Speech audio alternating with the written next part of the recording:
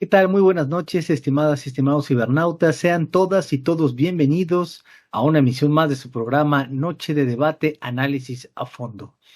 Yo soy su amigo y servidor Carlos Vázquez Azuara y a nombre del titular de este programa, el doctor Carlos García Méndez, le doy la más cordial de las bienvenidas a una emisión más de este programa que lleva al aire a través de Acrópolis Multimedios más de 10 años. Siempre con los temas de mayor actualidad, evidentemente contando con la opinión de expertas y expertos, pero al final la mejor opinión la tienen ustedes, quienes nos complacen con el favor de su sintonía y si desde luego que nos complace muchísimo poder contar con ya un gran auditorio de cibernautas que jueves tras jueves nos acompañan en esta emisión directa y en vivo a través de Acrópolis Multimedios. Pues bien, el tema de esta noche, algo que vamos a comentar que sin duda está ocupando los reflectores nacionales e internacionales, que ha causado mucha expectación, que ha sido ampliamente debatido en mesas de análisis con académicas y académicos, periodistas, sociedad en general. Cada quien se ha pronunciado desde el ámbito de su competencia y ha esgrimido ciertos puntos de vista en torno a la denominada reforma judicial. ¿Usted sabe qué es esto? ¿De qué se trata? Ya el presidente de la República afirmó que en septiembre próximo estará con el ingreso de la nueva legislatura aprobándose esta iniciativa de reforma al Poder Judicial, y lo cual ha sido refrendado desde luego por la próxima presidenta de la República en nuestro país, la primera presidenta en la historia de México, Claudia Sheinbaum. Pues bien, la reforma judicial es un hecho. En septiembre próximo se estará aprobando esta iniciativa, a decir desde luego de quienes ya se vaticinan como quienes integrarán el Congreso de la Unión, y por supuesto que una reforma de este calado requiere modificar la constitución política de los Estados Unidos mexicanos. ¿En qué consiste esta reforma? ¿De qué se trata? ¿Cuál es el aspecto medular, el fondo que busca? Bueno, pues grosso modo existen dos grandes posturas, dos grandes corrientes que van a respaldar dos caras de la misma moneda en torno a la reforma judicial. Por un lado, es una indispensable y hasta imprescindible reforma, muy necesaria para abatir muchos rezagos que se han venido arrastrando en el Poder Judicial Federal desde hace muchos años. La otra cara de la moneda, evidentemente, representa no desquebrajar la independencia judicial, mantener el equilibrio y el sistema de contrapesos, que es algo característico de las democracias, y evitar que el poder se concentre en una sola mano o en un solo grupo político o ideológico. Esto sin duda nos lleva a diversas reflexiones y desde luego que también nos invita a poder poner sobre la mesa de la discusión pros y contras de la reforma judicial. Al final, le daremos a conocer a usted cuáles son estas dos grandes posturas, tanto que defienden la reforma judicial como aquellas que están en contra, y una tercera vía, un híbrido donde se puede preservar la independencia judicial y el sistema de contrapesos, pero al mismo tiempo poder abatir los grandes rezagos que existen y que no podemos cerrar los ojos en el acceso a la justicia federal en nuestro país. Pues para poder comprender todo esto, primero necesitamos mirar de qué se trata esta reforma judicial federal. Vamos a ver cuáles son los principales puntos de esta reforma. La reforma judicial, grosso modo, plantea los siguientes puntos que podemos enunciar en esta manera muy sintética. Primero, se busca que en materia tributaria haya un plazo específico para que el Poder Judicial pueda resolver los asuntos. La Suprema Corte deberá resolver en un máximo de 6 meses cuantías en materia tributaria. En cuanto a la administración del Poder Judicial, estará a cargo de un órgano de administración judicial, reemplazando al Consejo de la Judicatura Federal por un tribunal de disciplina social y judicial. Desde luego, las magistradas y magistrados de circuito, así como juezas y jueces de distrito, serán electos mediante ternas que el presidente de la República someta a consideración del Senado. La remuneración que perciban magistrados, del Tribunal de Disciplina Social y personal del Poder Judicial de la Federación, además de los ministros, magistrados de circuito y jueces de distrito, no podrá ser mayor a la establecida para el presidente de la República en aras de esta austeridad republicana. La Suprema Corte de Justicia se integrará de 9 ministras y ministros en lugar de los 11 que actualmente la integran. También se eliminan las 2 salas de la Suprema Corte de Justicia de la Nación y solo sesionará en pleno y sus sesiones deberán ser públicas. Las ministras y ministros de la Suprema Corte de Justicia durarán en su encargo 12 años. Actualmente duran 15, pero ahora se pretende acotarlo a 12 años. Desde luego se elimina el derecho a un haber de retiro, que es esta forma de jubilación que recibían los ministros y que actualmente muchos de ellos en retiro siguen cobrando en la actualidad. Las ministras y ministros de la Suprema Corte de Justicia, magistradas y magistrados de circuito y juezas y jueces de distrito serán electos de manera directa y secreta por la ciudadanía el primer domingo de junio en las elecciones ordinarias del año que corresponda. Para la elección de ministras y ministros de la Suprema Corte de Justicia, se deberán cumplir con todos los requisitos establecidos el día de la elección y bueno, no podrán ser electos ministras y ministros quienes hayan ocupado el cargo de magistrado del Tribunal Electoral del Poder Judicial durante el año previo al día de su elección. Las magistradas y magistrados de circuito y juezas y jueces de distrito no podrán ser readscritos fuera del circuito judicial en el que hayan sido electos y solo podrán ser removidos por el Tribunal de Disciplina Judicial. También se incluyen requisitos para que las magistradas y magistrados de circuito, juezas y jueces de distrito puedan ser electos.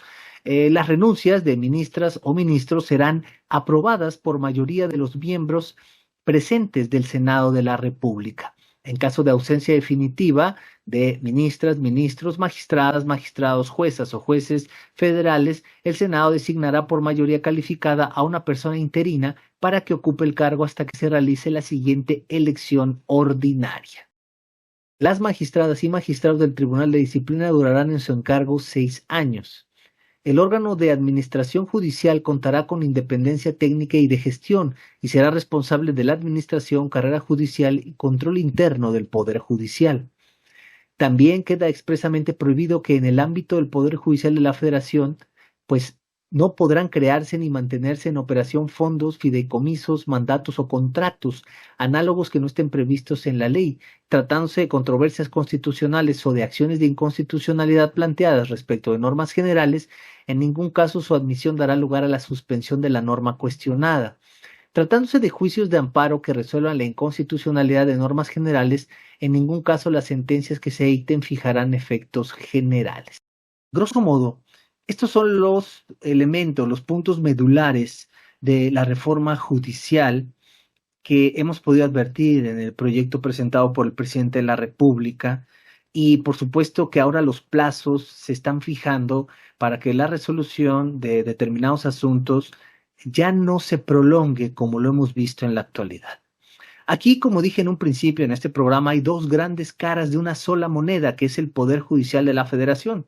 Por un lado, se busca abatir grandes rezagos que se vienen arrastrando en este tan importante poder que constituye a la nación mexicana, pero por el otro, es cuestionable en algunos de sus alcances porque se considera podría debilitar la independencia judicial y aunado a ello comprometer la eficacia de uno de los juicios más importantes que permiten la salvaguarda de los derechos humanos como lo es el juicio de amparo. Y desde luego también otros medios de control constitucional igual de importantes como las acciones de inconstitucionalidad y las controversias constitucionales. Pues bien, vamos a analizar entonces cuáles son estos pros y contras y desde luego esta tercera vía de lo que podría llegar a representar una reestructuración oportuna para el país del Poder Judicial de la Federación.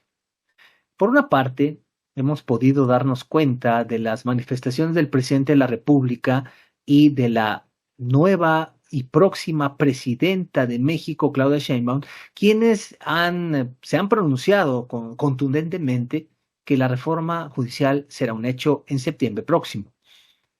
¿Cuáles son los puntos que se han criticado de este proyecto de reforma? Son grosso modo 4 grandes ejes que se ponen en tela de juicio.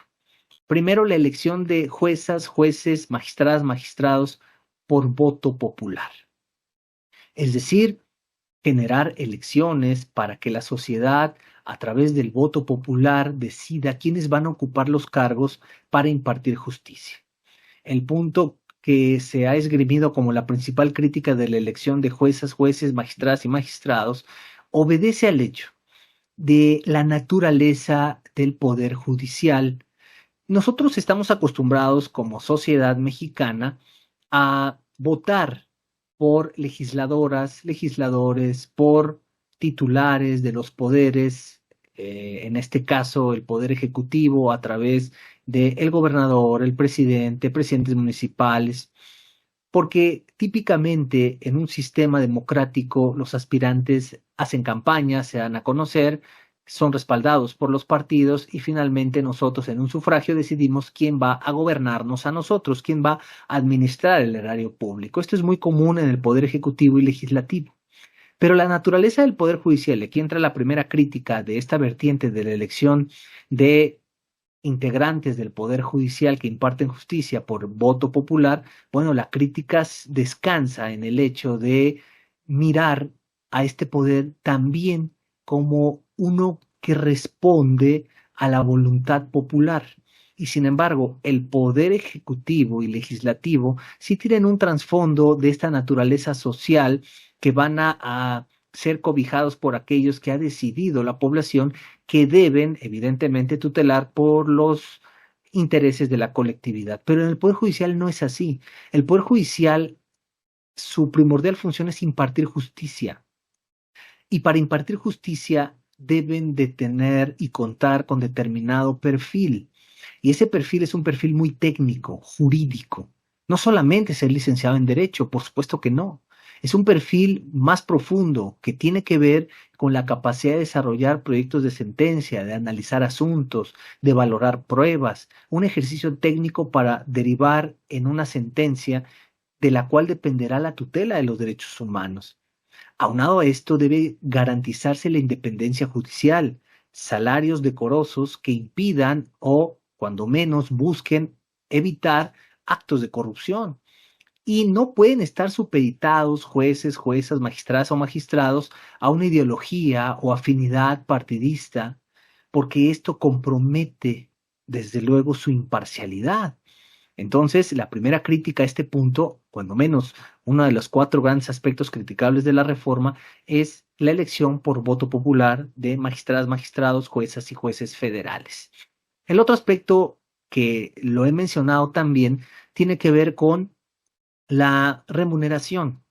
La remuneración debe de ser proporcional al trabajo que se realiza. Eso es un principio básico de toda índole laboral. Sin embargo, aquí se ha puesto de manifiesto que nadie podrá ni deberá ganar más que el presidente de la República. Y cuando nosotros miramos este esquema, podremos entender entonces que los salarios van a reducirse drásticamente. Y claro, en la otra cara de la moneda, el gran despilfarro que se ha ventilado en muchos casos de montos económicos que bajo el argumento de ser directamente relacionados con la impartición de justicia en realidad se advierten también como un exceso. Esto ha sido ampliamente comentado.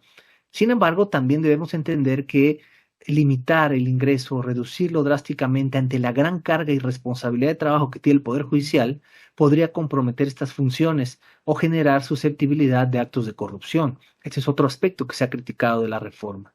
El tercer aspecto, que tiene que ver también con esta redimensión que se está planteando, es precisamente estas ahora formas de integrar la Suprema Corte, que es muy, en cierta medida, socorrida por asuntos y medios de control constitucional, se ha visto rebasada por el número de asuntos que se ventilan y lo que se pretende ahora es reducir el número de ministros, extinguir las salas para que todo funcione en pleno y desde luego reducir los tiempos. Todo eso está perfecto.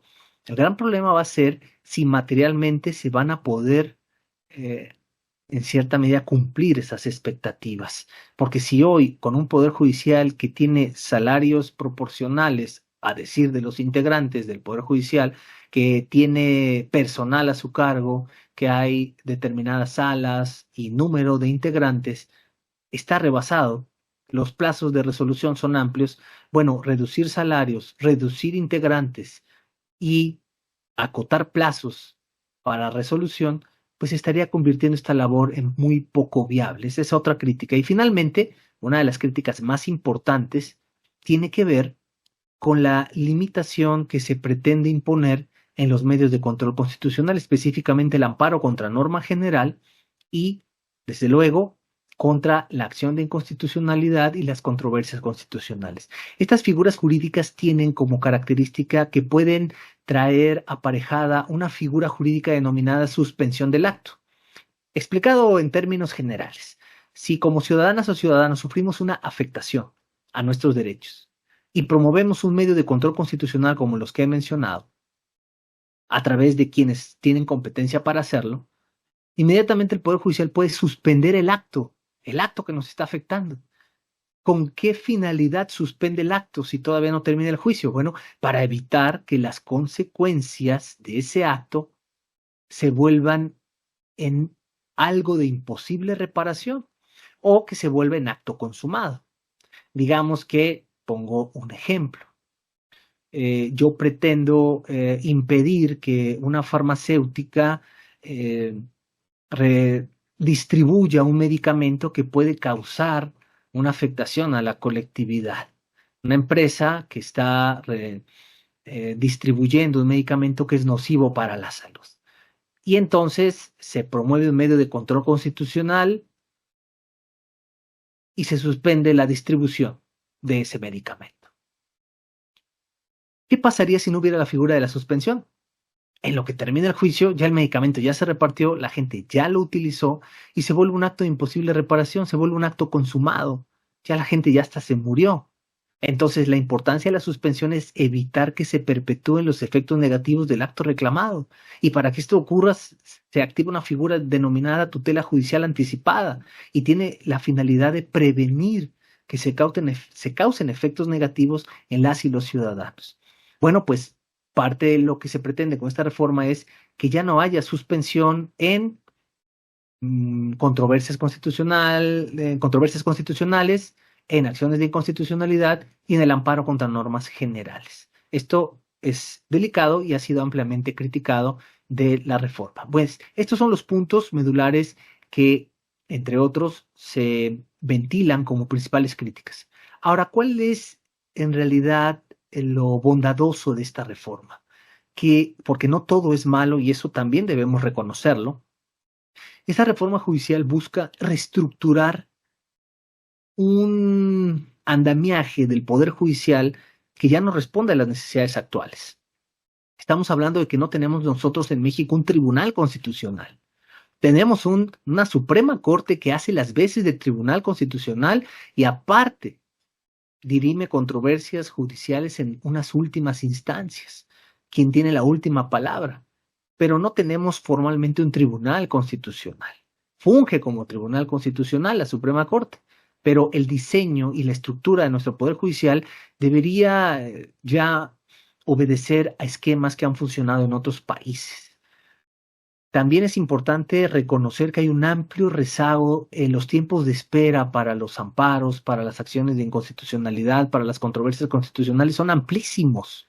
Estamos hablando de que son tiempos de espera de más de 1 año, año y medio, 2 años, y esto sin duda afecta a los justiciables, porque justicia que llega retardada ya no es justicia. También es indiscutible que son cuestionables los montos que se gastan en salarios, en prestaciones, en bonos y en muchos de los elementos. Estoy refiriendo ahora los puntos críticos sobre los que descansan las bondades de la reforma. Como dije al principio del programa, aquí ponemos las dos caras de la moneda que se están ventilando en la mayoría de las mesas de análisis en el país, en las mesas legislativas y desde luego en la sociedad en general. Al final usted podrá decidir si es o no viable alguna u otra de las críticas. Regresando al punto, entonces la reforma judicial se advierte viable porque no solo se apega a una austeridad republicana, sino que busca eficientizar el destino de los recursos en un poder que ha sido autónomo para el manejo de sus propios recursos y por supuesto que en muchos de los casos hacen cuestionables ingresos que superan por ministro en la actualidad los 400, 500 mil pesos. Bien, otro de los aspectos que también es interesante visualizar es este Tribunal de Disciplina, que por mucho tiempo hemos visto cómo el Consejo de la Judicatura, este órgano administrativo sancionador del Poder Judicial, se encabeza por la misma persona titular de la Suprema Corte, lo que podría ser cuestionable en el caso de la sanción de ministras y ministros. ¿Quién sanciona a ministras y ministros en caso de una actuación indebida? Entonces, no podrías tú ser juez y parte, desde luego, ni establecer que son intocables quienes integran la Suprema Corte de Justicia de la Nación. Entonces, visualizar la estructura de un tribunal de disciplina y, por supuesto, ya mudar o evolucionar a este Consejo de la Judicatura, también es otro de los elementos que ha sido positivo en cuanto al análisis de los beneficios de esta reforma.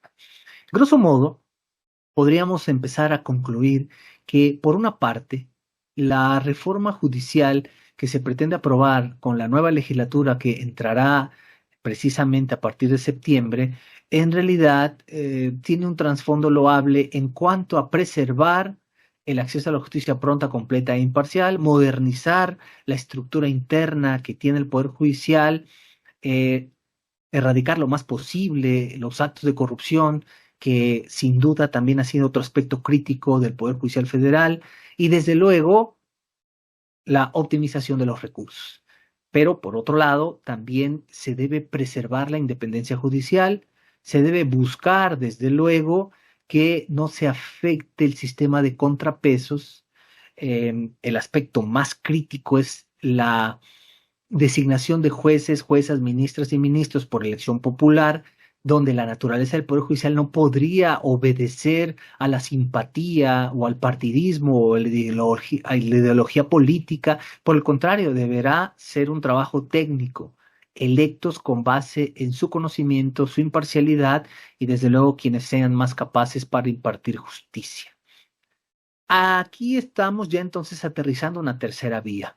La reforma que pretende aprobarse en septiembre próximo deberá en todo momento buscar el equilibrio de poderes, la imparcialidad en el ejercicio de las funciones jurisdiccionales, no debilitar este sistema de contrapesos, garantizar la imparcialidad precisamente en las funciones de quienes imparten justicia en México y al mismo tiempo una austeridad republicana proporcional al trabajo que se desempeña, personal capacitado, también en este orden de ideas, eficientizar las estructuras internas del Poder Judicial en cuanto a la estructura del Consejo de la Judicatura y, en suma, modernizar a un Poder Judicial que representa uno de los bastiones más importantes de nuestro país.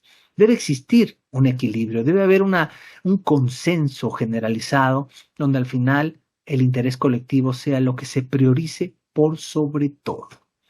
Aquí en este programa le hemos dado a conocer algunos puntos de vista, algunas críticas, algunos puntos positivos. También le hemos dado a conocer los elementos generales de esta reforma que se ha anunciado se aprobará en septiembre próximo de este año. Y bueno, pues es importante seguirnos informando como sociedad para poder contribuir desde el ámbito de nuestra competencia para que nuestros gobernantes, nuestros legisladores, nuestras legisladoras puedan tomar una decisión que beneficie al interés de la sociedad y de la colectividad. Por esta noche ha sido todo, estimadas y estimados cibernautas. Hoy cerramos esta noche de debate, análisis a fondo, con las reflexiones antes expresadas en torno a la reforma judicial, pero les queremos comentar que ustedes y nosotros, como siempre, tenemos una cita el próximo jueves en punto de las 19 horas para una emisión más de Noche de Debate, Análisis a Fondo, recordándoles que siempre manejamos los temas de mayor actualidad con la opinión de expertos, pero al final la mejor opinión la tienen ustedes. Yo soy su amigo y servidor Carlos Vázquez Azuara y a nombre del titular de este programa, el doctor Carlos García Méndez, les deseamos que tengan una excelente noche y nos vemos en una emisión más de Noche de Debate Análisis a Fondo el próximo jueves en punto de las 19 horas. Que tengan todas y todos una excelente noche.